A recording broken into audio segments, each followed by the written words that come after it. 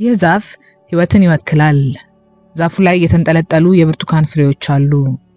እነዚህ ፍሬዎች በህይወት ውስጥ ያሉ ውጤቶችን ይወክላሉ። ገንዘብ ውጤት ነው።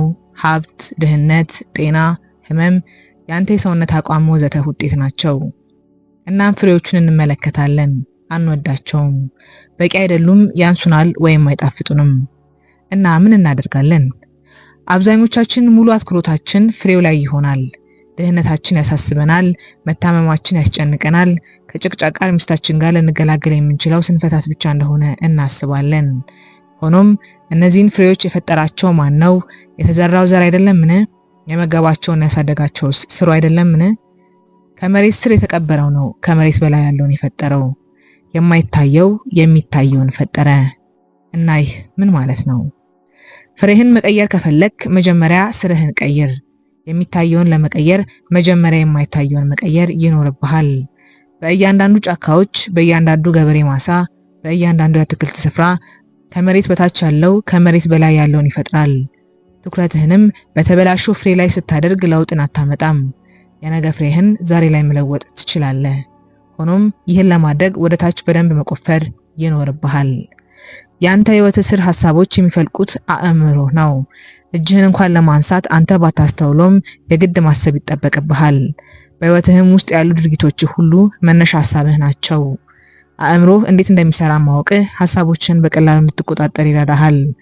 በዚህ መጽሐፍ ክፍልም ከአእምሮ ጀምረን እስከ የምታስባቸው ሐሳቦች ድረስ እንመራመራለን።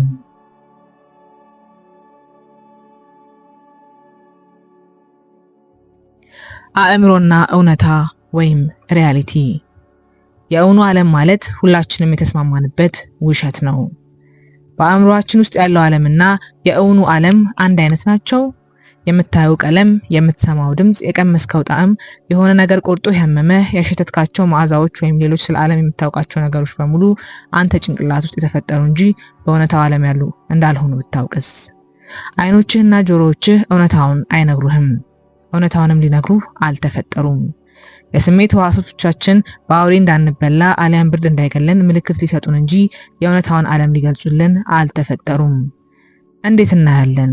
ቀለማትስ ከየት መጡ? ዓለም ላይ የእውነት ያሉና እውነት የሚመስሉን ነገሮች እውነትነታቸው ለኛ ብቻ ነው። ቀለማትም በእውነታው ዓለም ውስጥ ወይም ከጭንቅላታችን ውጪ አይገኙም። ሙሉ ለሙሉም የአእምሮአችን ፈጠራ ናቸው። የተለያየ እርግብግቢት ወይም ፍሪኩዌንሲ ያላቸው የብርሃን ቅንጣቶች ቁስ አካል ላይ አርፎ ሲመለሱና አይናችን ላይ ሲደርሱ ወደ ኤሌክትሮኬሚካል ሲግናል ወይም መልእክትነት ተቀይረው በኦፕቲካል ወይም የእይታ ነርቭ አማካኝነት ወደ አእምሮአችን ይደርሳሉ እና አእምሮአችን የመጡትን መልእክቶች ወደ ቀለም አይነት ይለውጣቸዋል። ቲማቲም ለምን ቀይ ሆነ? ይህንን ጥያቄ ከመመለሳችን በፊት ስለ ብርሃን እንመልከት። ብርሃን ምንድን ነው? ብርሃን በሰከንድ 300,000 ኪሎ ሜትር መጓዝ የሚችል የአተሞች ቅንጣት ወይም አቶሚክ ፓርቲክልስ ነው። ለምሳሌ አንድ የብርሃን ቅንጣት ከፀሐይ ወደ ምድር ለመድረስ 8 ደቂቃዎች ይፈጅበታል። ብርሃን ከፀሐይ ወደ ምድር ለመድረስ የሚፈጅበትን ጊዜ አንድ ሲኒ ቡና ለማፍላት ከሚፈጅበት ጊዜ 2 እጥፍ ያህል ይሆናል። አሁን የምታያት ፀሐይ ከ8 ደቂቃ በፊት የነበረችውን ነው። ድንገት ፀሐይ ብትፈነዳ መፈንዳቷን የምታውቀው ከፈነዳች ከ8 ደቂቃ በኋላ ነው። ልክ እንደ ፀሐይ ከኛ እጅግ በጣም ሩቅ የሆኑ ከዋክብት ብርሃናቸው እኛ ጋር ለመድረስ ሚሊዮን ወይም ቢሊዮን ዓመታትን ይፈጃል። ይህም ማለት ዛሬ ማታ የምታያቸውን ከዋክብት ያየኸው የዛሬ ገጽታቸውን ሳይሆን ከሚሊዮን ዓመታት በፊት የነበራቸውን ገጽታ ነው። እናም አሁን ላይ ሆነህ በጊዜ ሚሊዮን ዓመታትን ወደ ኋላ ተመልሰህ ማየት ትችላለህ። ምናልባትም እያየሃት ያለችው ኮከብ ፈንድታ ከጠፋች ሚሊዮን ወይም ቢሊዮን ዓመታትን አስቆጥራ ሊሆን ይችላል።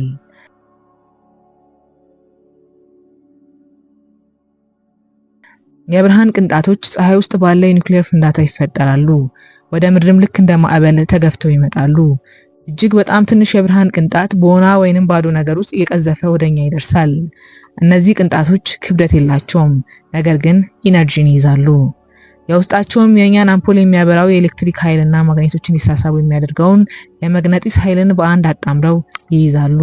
ኤሌክትሮማግኔቲክ ኢነርጂ። ብርሃን ነገሮች ላይ አርፎ ወደ አይናችን ሲደርስ ነገሮችን እናያቸዋለን። ለምሳሌ ድቅድቅ ጨለማ ቦታ ላይ እንኳን ብትቆም ብርሃን ውስጥ የተቀመጠን ቁስ አካል ታያለህ።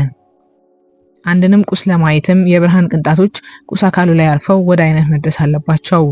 መብራቱን ብታጠፋ ቁስ አካሉ አይታይህም። ቁስ አካሉ ከምድረ ገጽ አልጠፋም። ሆኖም ግን አንተ አታየውም። እና ይሄ ምን ይደንቃል? አሁን ወደ ዋናው ጥያቄ እንለፍ። ቁስ አካሉን ለምን በጨለማ ውስጥ አላየኸውም? ቁስ አካሉንም ለማየት ብርሃን ለምን አስፈለገ? የብርሃን ጽብረቃ በሁለት አይነት መንገድ ሲፈጠር፣ አንደኛው ብርሃን በልሙጥ ገጽ ላይ ሲያርፍ የሚፈጠር ጽብረቃ ሲሆን ለምሳሌ መስታወት ላይ፣ ሁለተኛው ብርሃን በሸካራ ገጽ ላይ ሲያርፍ የሚፈጠር ጽብረቃ ነው። አንድ ብርሃን መስታወት ላይ ሙሉ ለሙሉ በሚባል ደረጃና ስርዓት ባለው መንገድ ይንጸባረቃል። ይህ ስፔኩላር ሪፍሌክሽን ይባላል። ለምሳሌ ብርሃን ላይ መስታወት ብናስቀምጥ ብርሃኑን በሚገባ ስለሚያንጸባርቀው የመስታወቱን አካል ወደ ጨለማ ስፍራ ብናዞረው ጨለማውን ያበራልናል። መስታወቱን እንደፈለግነው በማንቀሳቀስም የተንጸባረቀውን ብርሃን እንቅስቃሴ መቆጣጠር እንችላለን። አብዛኞቹ ቁሶች እንደ መስታወት ልሙጥ አይደሉም። ብርሃንም ሲያርፍባቸው የሆነ ያህሉን ወደ ውስጣቸው መጥተው ሲያስቀሩ የተቀረውን በዘፈቀደና ስርዓት አልባ በሆነ መንገድ ያንጸባርቁታል። ይህ ዲፊዥን ሪፍሌክሽን ይባላል።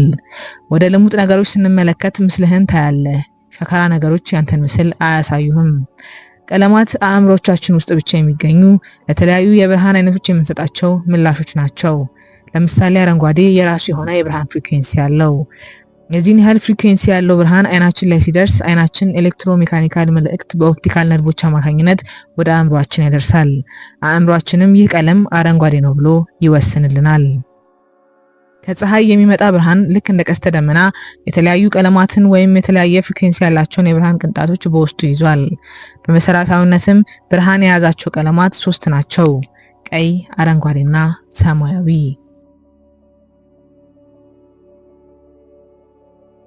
እና ቲማቲም ለምን ቀይ ሆነ?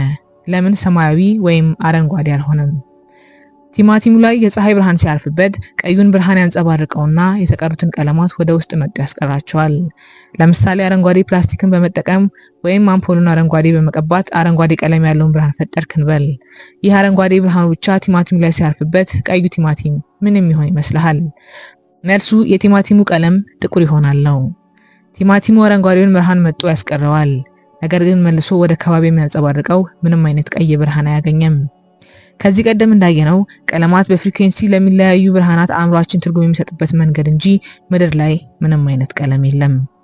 ለምሳሌ አንድ ሰው ተራራ ጫፍ ላይ ብልጭ ድርግም የሚል መብራት ይዞ ቢወጣና 3 ጊዜ ብልጭ ድርግም ሳያደርግ ቀይ ማለት ነው ቢልህ መብራቱን 3 ጊዜ ብልጭ ድርግም ሲል ሰውየው ቀይ ያለህ እንደሆነ ይገባሃል። አእምሮህም ላይ ተመሳሳይ ነገር ነው ያለው። ቀይ በሰከንድ 430 ትሪሊየን ጊዜ በላይ ይርገበገባል። የቀይ ብርሃን ቅንጣቶች ወደ አይነ ሲደርሱ አይንህ ቀይ የሚል መልእክት ለአእምሮህ ይልክለታል። መልእክቱም የደረሰው አእምሮህ ቀይ የሚል ምስልን ይፈጥርልሃል። አይናችን ብርሃኖችን የሚቀበለው በ3 መቀበያዎች ነው፤ በቀይ፣ በሰማያዊና ቀይ መቀበያዎች። አእምሮህ ከ3ቱ የብርሃን መቀበያዎች የሚመጡለትን መልእክቶች እያመጣጠነ ምስልን ይፈጥራል። ዓለም ላይ 10 ሚሊዮን ገደማ ቀለሞች አሉ። ነገር ግን ሁሉም የተሰሩት ከ3 የቀለማት ስብጥር ነው፤ ቀይ፣ አረንጓዴና ሰማያዊ። እነዚህም ቀለሞች የመጀመሪያ ደረጃ ቀለሞች ተብለው ይታወቃሉ። በተለምዶ ከአረንጓዴ ይልቅ ቢጫ የመጀመሪያ ቀለም ተብሎ ይታሰባል። ሆኖም ሳይንስ አረንጓዴ ከቢጫ የተሻለ የመጀመሪያ ደረጃ ቀለም እንደሆነ ይነግረናል። ለምሳሌ አንድ ቁስ አካል ከ3ቱ የብርሃን ቀለማት መሃል ሰማያዊን መርጦ ቢያስቀርና አረንጓዴንና ቀይን ቢያንጸባርቅ አእምሮ ከሁለቱ የብርሃን መልእክት መቀበያዎች የወሰደውን መልእክት ተርጉሞ ይህ ቁስ አካል ቢጫ ነው ብሎ ይነግርሃል። አንድ ቁስ አካል ሁሉንም ቀለማት ካንጸባረቀ ነጭ ይሆናል። ሁሉንም ቀለማት መጥቶ ካስቀረ ጥቁር መስሎ ይታያል። ቀይንና ቢጫን ካንጸባረቀ ብርቱካናማ መስሎ ይታያል። ሁሉንም የብርሃን ቀለማት ሳይዛቸው ካሳለፈ የውሃ ቀለም ይኖረዋል። ዓለም ላይ የምናያቸውና እውነት የሚመስሉን አብዛኞቹ ነገሮች እውነትነታቸው ለራሳችን ብቻ ነው። ቲማቲም ቀይ እንደሆነ እናስባለን። ሆኖም ቀይነታቸውን አእምሮቻችን ውስጥ ብቻ ነው ያለው። የአይናችን አሰራር የተለየ ቢሆን ኖሮ ምናልባትም ቲማቲሙ ላይ ነጥረው የሚመለሱት የብርሃን ቅንጣቶች ሌላ የተለየ ቀለም እንድናይ ያደርጉን ነበር። አሁን ላይም ቢሆን ሁሉም ሰው ተመሳሳይ አይነት ቀይ እንደሚመለከት እርግጠኛ መሆን አንችልም።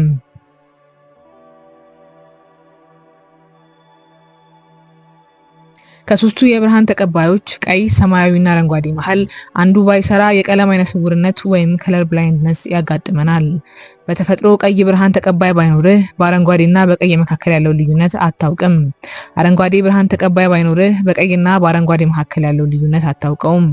ሰማያዊ ብርሃን ተቀባይ ባይኖርህ በቢጫና በሰማያዊ መካከል ያለው ልዩነት አታውቅም።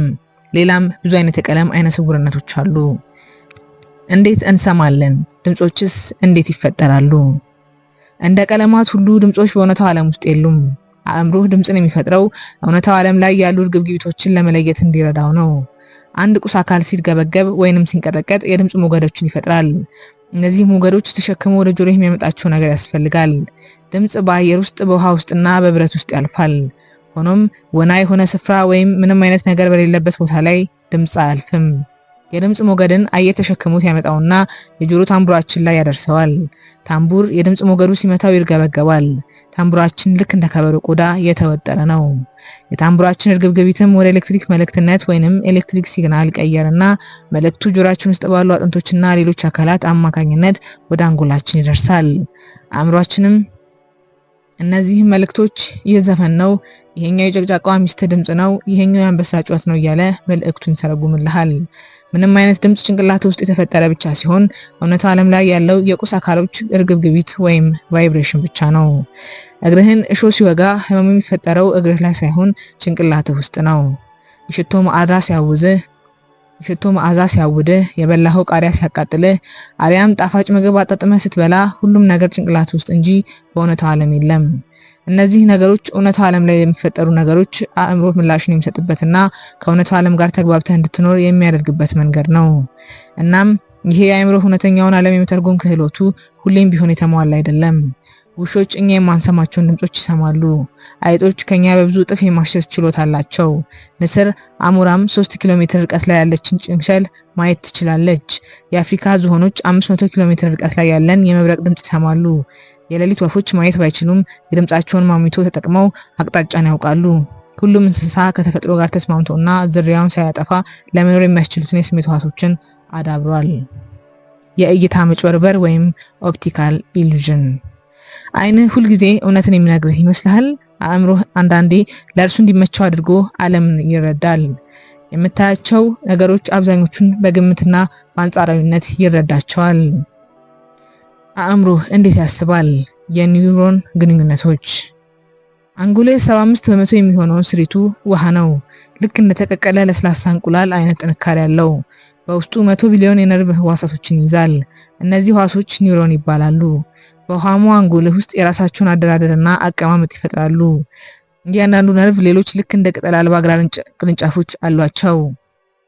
የሚወዛወዙ ቅርንጫፎችና ከሌላ ነርቭ ሴሎች የሚያገኛቸው ስር ይዘዋል።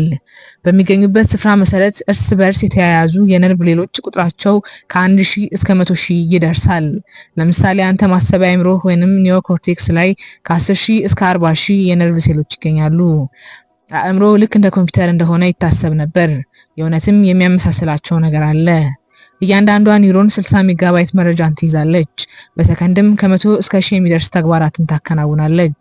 በህይወታችን ውስጥ አዲስ ነገር ሲከሰት፣ አዲስ ልማድ ሲፈጠር እነዚህ አእምሯችን ውስጥ ያሉ ህዋሶች አዲስ ግንኙነት ይዘረጋሉ፣ በአዲስ መንገድም ይተሳሰራሉ። አዲስ ነገር መማር አዲስ የኒውሮን ግንኙነቶችን የሚፈጥር ከሆነ ትውስታ ማለት እነዚህን የኒውሮን ግንኙነቶችን ለረጅም ጊዜ ማቆየት ይሆናል ማለት ነው። እናም ትውስታ ማለት ለብዙ ጊዜ የቆየ የነርቭ ሴሎች ግንኙነት ማለት ነው። አዳዲስ የኒውሮን ግንኙነቶች ለብዙ ጊዜ ማቆየት ማለት አስተሳሰባችንን መቀየር ማለት ነው። አዳዲስ ሀሳቦቻችን አዳዲስ የነርቭ ሴል ግንኙነቶችን ይፈጥራሉ። አዳዲስ የነርቭ ሴል ግንኙነት ደግሞ ሰውነታችን አዳዲስ ኬሚካሎችን እንዲያመርት ያደርጉታል። አንድን ሀሳብ ደጋግመህ ስታስብና ስትኖረው ቀድሞ የተገነቡ የኒውሮን ግንኙነቶችን ታደምቃቸዋለህ። የትውስታ ቋትህም ውስጥ ለረጅም ጊዜ ይቆያሉ። ደጋግመህ ማሰብህን አንድን የኒውሮን ግንኙነትን ብቻ አያጠነክርም። ከዛ ይልቅ ሌላም ብዙ ተመሳሳይ ሀሳብ ያላቸውን ግንኙነቶችን ይፈጥራል። አዲስ ሀሳብ ባሰብክ ቅጽበት ግን አዳዲስ የነርቭ ግንኙነቶችን ትፈጥራለህ። አዳዲስ ኬሚካላዊ ንክቶችን ወደ ሴሎችህ ትልካለህ። አዳዲስ ጂኖችን ታበራለህ። አዳዲስ ፕሮቲንን ታመርታለህ እና አዲስ ህይወትንም ታገኛለህ።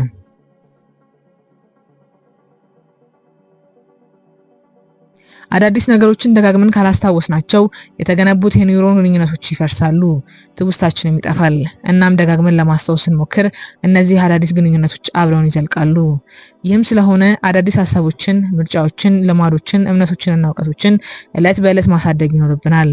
አዲሱንም የኒውሮን ግንኙነቶችን ወይም ሀሳቦችን እንድናምናቸውና እውነት እንደሆነ አድርገን እንድንቀበላቸው ይረዳናል።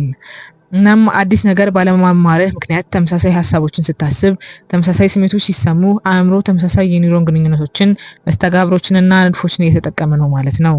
ሳታስበውም ህቡ ህሊና ውሎህን ይደግምብሃል። ተመሳሳይ ድርጊቶችን እንድትፈጽም የሚያደርጉ የኒውሮኖች ግንኙነት አእምሮ ውስጥ ተገንብተዋል። ተመሳሳይ ቋንቋ ትናገራለህ፣ ተመሳሳይ የእጅ ጽሑፍ ትጠቀማለህ፣ ተመሳሳይ ፊልም አለ። ለሆነ ሰው ትናንት የነበረን አይነት ተመሳሳይ አመለካከቶች ዛሬም አሉ። ስራህን ዛሬም በተመሳሳይ መልኩ ትጠላዋለህ። ዛሬም ፈሪ እንደሆንክ ታስባለህ። ዛሬም ድሃ እንደሆንክ ይሰማሃል። ዛሬም አልችልም ብለህ ታስባለህ። ወደድክም ጠላህም አዙሪት ውስጥ ነህ። ትናንትናህን ዛሬ ላይ ትደግመዋለህ እንጂ አዲስ ዛሬን እየጻፍክ አይደለም። ከዛሬ ጀምረህ አዲስ ሰው መሆን ትችላለህ። አእምሮህን አዲሱን ማንነትህን ለማለማመድ ማደስ መቀየር ትችላለህ። በአጭሩ ለማየት እንደሞከርነው የአእምሮ አስተሳሰብ የድግግሞሽ ውጤት ነው። አንተ ደጋግመህ ያሰብካቸው ሀሳቦች ውጤት ነህ። ደጋግመህ አንድን ነገር ስታደርግ ድርጊቱን ለመፈጸም ማሰብ አይጠበቅብህም። ስትራመድ ቀኝ እግሬን ወይም ግራ እግሬን ላስቀድም አትልም። የስልክን ፓስወርድ ስታስገባ ቁም ብለህ ለማስታወስ አትጥርም። ደጋግመህ የሰማኸውን ሙዚቃ ግጥም ሳታስታውሰው አፍህ ላይ ይመጣል። ብስክሌት እየነዳ ፔዳሉን እንዴት ልምታ፣ ሚዛኔን እንዴት ልጠብቅ እያልክ አትጨነቅም። ያለምንም ጥረት ታካሂዳቸዋለህ።